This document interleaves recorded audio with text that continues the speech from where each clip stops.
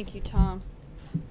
As he wrapped up, he reiterated the need to listen to local authorities. I know that the governor of Florida is getting ready to hold a press conference. I'm going to try to take as many questions as we can, but I also want to make sure that everyone's able to tune in for that and cover that extensively. Finally, before I take your questions, several of you have asked about the U.S. response to the ongoing violence in Burma, and I'd like to read part of a statement that will be coming out shortly on that topic.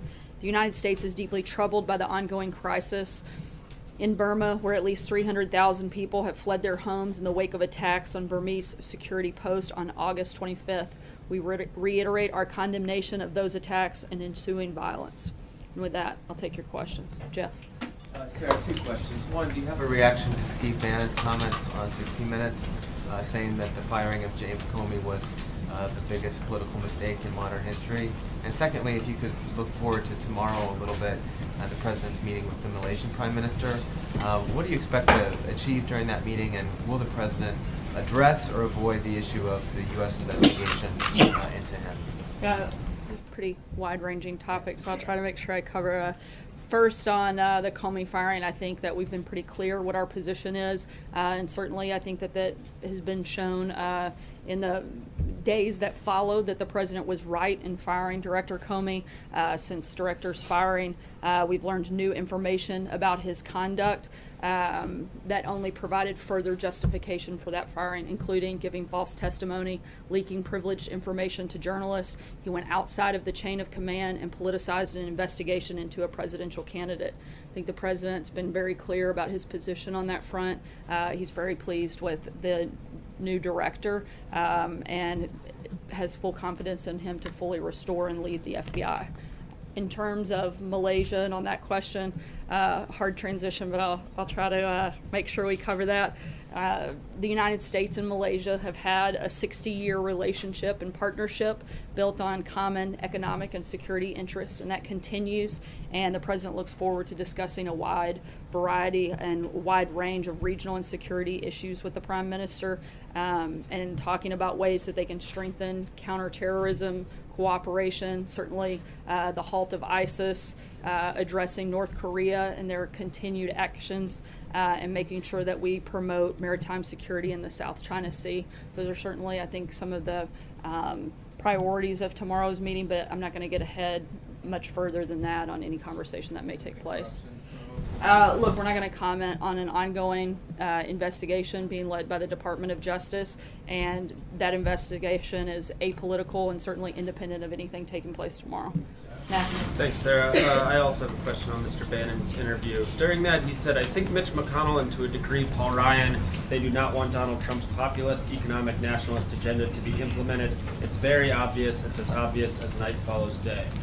First of all, does the President agree with that obvious characterization of McConnell and Ryan? The President's committed to working with Congress to get some big things done. We've got a very big agenda.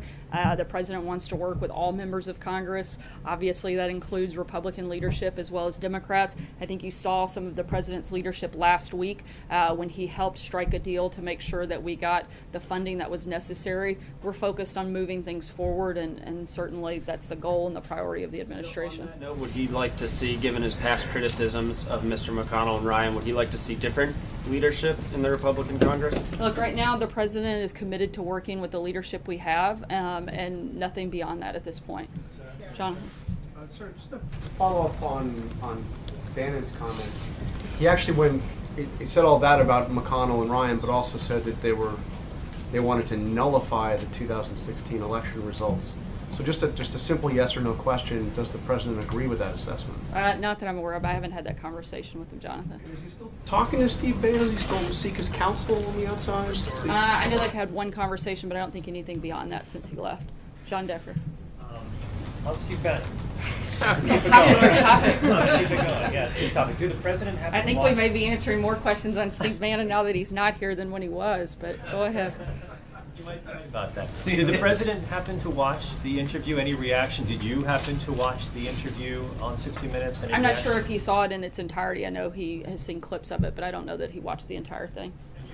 I did watch parts of it. What was your reaction to it? As a former colleague of yours who worked here at the White House, Were you disappointed with any of his comments? Were you surprised by any of his comments? Did you like the fact that a former staffer is speaking so openly about some of the inner workings of what happens here at the White House on a regular basis? I'm sure it made for great TV, and I'm sure CBS will be happy to put those ratings out. As for me, I'm here to speak on behalf of the administration. Francesca? Wide range of good things, Sarah. Let's keep on Is that what this is, a good thing? Staying on the topic of Steve Bannon, another comment he made was that Dreamers should consider self-deporting when their work permits run out.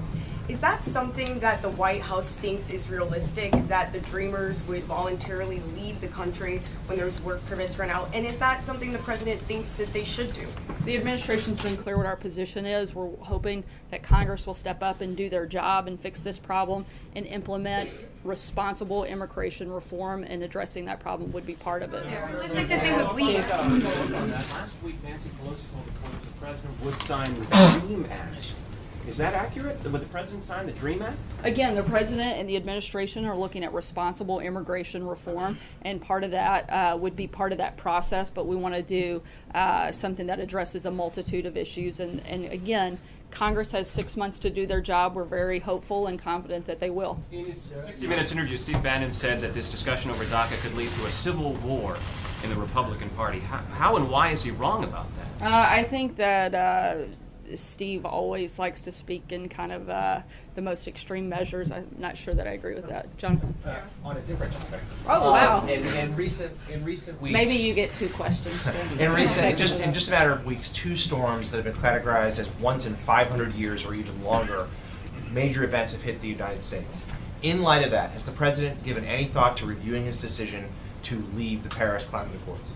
I'm not sure specifically on the Paris climate deal, but as he said at the time, the goal is to always do our very best when it comes to taking care of the environment and taking proper steps. The United States is one of the best in the world at doing this. We want to continue to do that. But right now, the administration is focused on the recovery and relief efforts. And as Tom said a few minutes ago, we'll look at that analysis once we get through the coming days and focus on the recovery and relief and saving life effort taking place.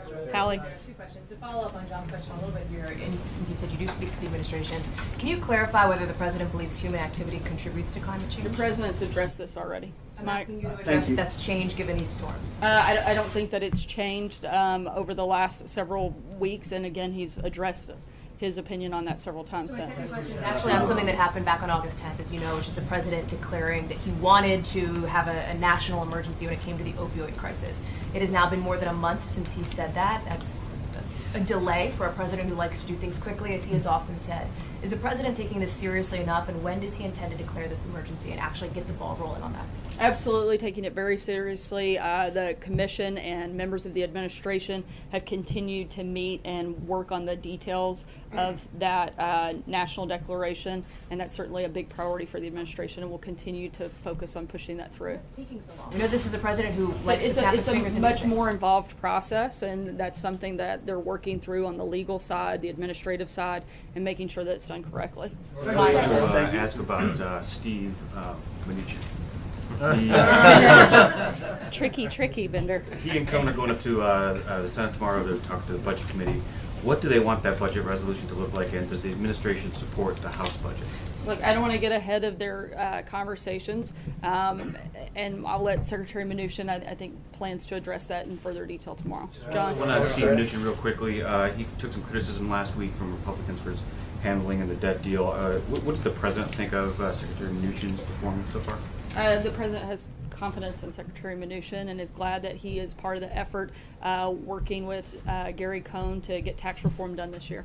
Just to drill down a little bit on what you said a moment ago regarding James Comey, you said that he was responsible for giving false testimony. Do you believe that Comey either perjured himself before Congress or at the very least misled Congress in his testimony? I think that's something probably for DOJ to look at, not me. I'm not an attorney. Jen?